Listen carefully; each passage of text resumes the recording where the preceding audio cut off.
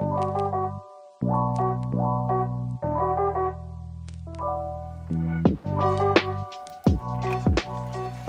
Windsor, Lauri here from the Fire Marshal's office.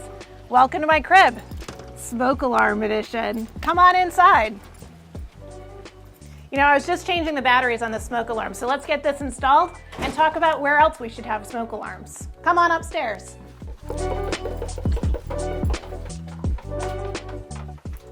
So the first place you need it is outside every sleeping area. So we see here 2 bedrooms. We also need them inside each bedroom. So let's check this one out.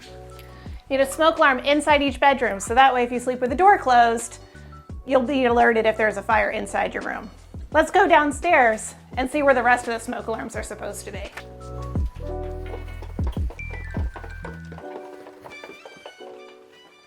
Here we have another one, because you need a smoke alarm on every single level of your home, whether or not there are bedrooms. No bedrooms on this level, so we just need 1 smoke alarm. Larger homes may need more smoke alarms for better coverage, but this is pretty small, so this one will cover for here.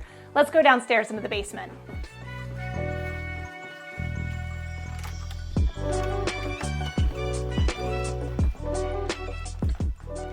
And finally, we have the one here in the basement. It's important to have one down here because it's not normally occupied.